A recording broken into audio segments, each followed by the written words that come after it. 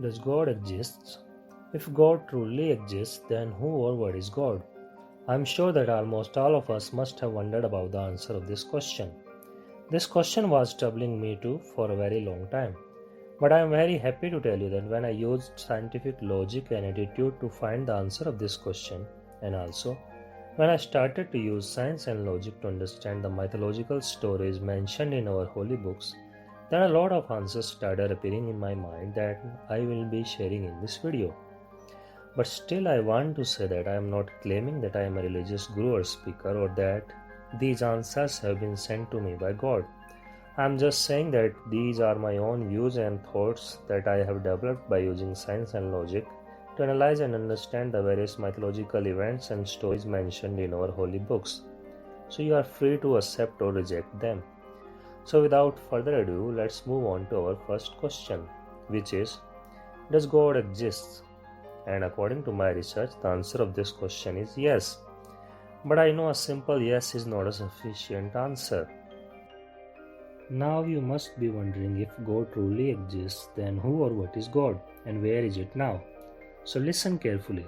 This whole universe or space is our God, or in other words, the whole universe or space is alive in a sense and can be addressed as the true God that created everything that we can see in this universe. And this space or ultimate God is full of energy, and this energy is responsible for creating life from non living things. It is called the ultimate soul or Paramatma in Hindu religion. In Christianity, this God is referred to as simply the God who created everything in 7 days, or should I say 7 steps.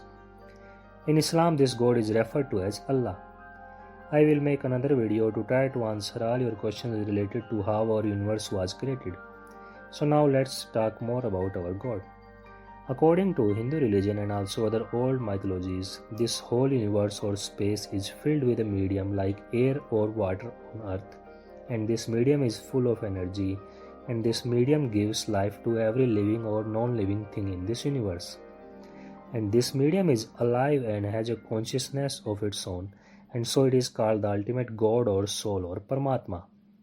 And I think this is why it is often said that everything in this universe is a part of God, and so, in a way, God exists everywhere and inside each and every one of us, and even animals and plants. But still, this answer is not complete. Now, some people will ask, does this ultimate God controls everything that happens in our universe? Or does this God decides the fate of each one of us? Or if not a single thing can happen in our universe without the will of His ultimate God? And I think the answer of all these questions is no. I believe that this ultimate God or cosmic medium is pure energy and formless or shapeless, and every sentient being in our universe is free to do anything they want. Just like what we can see in nature or in a jungle. Every organism living in nature or jungle is free to do anything they want. There are no rules, no morality, etc. Power and cunningness is everything there.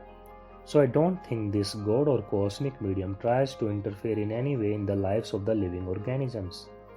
Not a whole lot is being written or mentioned in our holy books about this ultimate God. It is simply referred to as the ultimate being or soul, full of energy and formless and shapeless. But a whole lot is being written about the gods and angels who came to our earth and made us. It is written that these gods were immortals, they had a body and looked like us, and also they spent a lot of time on earth amongst the earlier humans and gave them boons and miracles. So now another question arises, who or what were these gods? I believe that the ultimate God or the cosmic medium made our universe, and also its energy made life possible on some planets in the form of very simple life forms like simple cell organisms. And through evolution, these simple life forms or organisms became complex and intelligent, just like us. At one point in time, we too lived in jungles and were not so intelligent. But look at us now. How intelligent and advanced the human race has become. But Earth is not the only planet that can support life. Maybe life evolved on some other planet millions of years before on Earth, and these beings became much more intelligent and advanced than even what we are now. By using science, technology, and genetics, they became immortal and started using their spaceships to find and observe life on another planet in the galaxy. And I believe that these highly advanced and immortal extraterrestrial beings came to Earth when we were just apes and evolved us to make us intelligent. And these earlier humans started worshipping these alien beings as gods as they were so much superior to them in science and technology. So, yes, I think that the ultimate god or cosmic medium that created this whole universe is different from the gods that came to earth and evolved us. And most people get confused while addressing these two different types of gods. But if you too will read the holy books and the various mythological stories mentioned in them, then you will also realize that what I am saying makes total sense. So in this picture also, the three main gods of Hindu religion are being shown to gain their existence from the cosmic ocean or medium, or the ultimate god or Paramatma. Also, in Rig Veda, the oldest Hindu text in existence, a bhajan or prayer is given that talks about the origin of our universe and also our gods. It is called Nasdiya Sukta. According to Nasdiya Sukta, before our universe came into existence, there was darkness everywhere and it was filled with a water-like medium. And due to extreme heat, our universe came into existence. Although this text is thousands of years old, surprisingly, it accurately describes the origin of our universe, as even our scientists believe that our universe started with a big explosion and they call it the Big Bang. They also believe that due to extreme heat and energy released in this Big Bang, our whole universe came into existence. So as you can see, thousands of years old text accurately describes the origin of our universe. Amazing, isn't it? And also it is written in this Nasdiya Sukta that the gods who made us humans came after the existence of the universe. So it clearly points towards the fact that the gods who made us humans by evolving an ape did not create this universe and came after it came into being. So I strongly believe that these gods were just extraterrestrial beings who came from a different planet to our earth when we were just apes, and by using their advanced knowledge of science and technology evolved us into an intelligent species. Now a lot of people will argue that the gods that created us humans also created this whole universe, but this is not the case. It is clearly written in our holy books how our universe was created. So please don't get confused on this topic.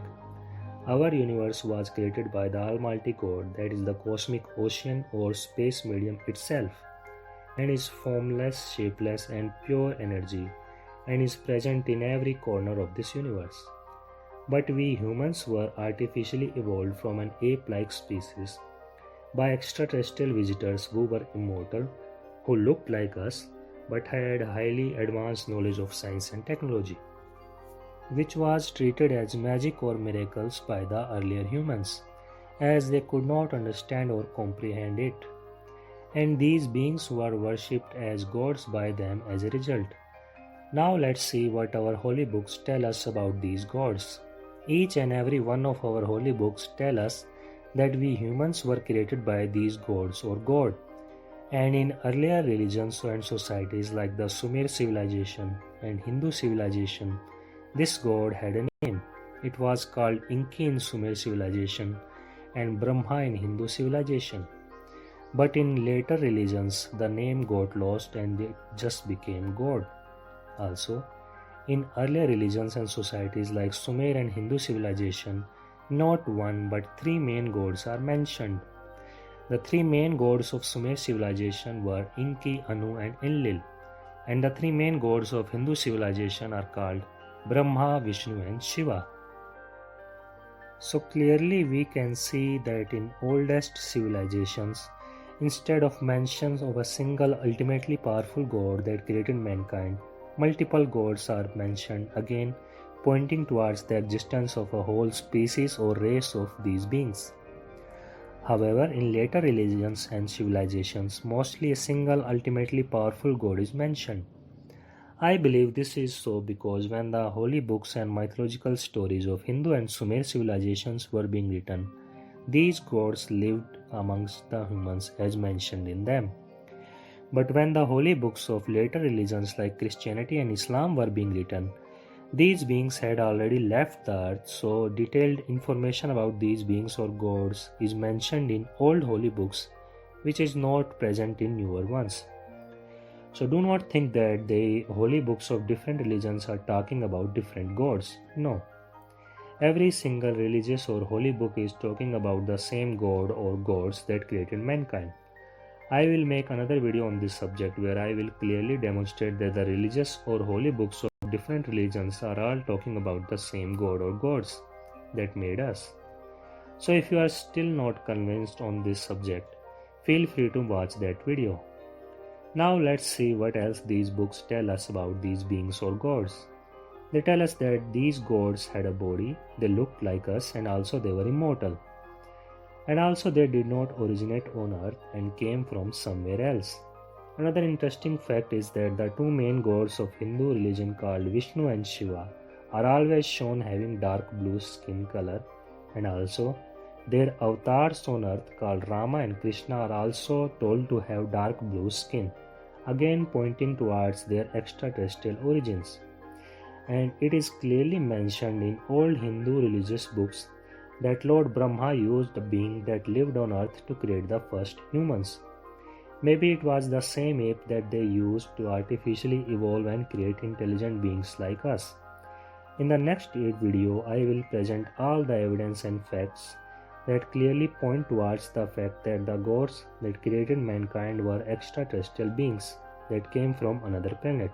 Also, if you want to know the answers of your every question related to God, soul, heaven, hell, and the universe, then feel free to check out my book on Amazon. I am sure that after reading my book, you will have logical and believable answers to your every question. Thank you for watching my video.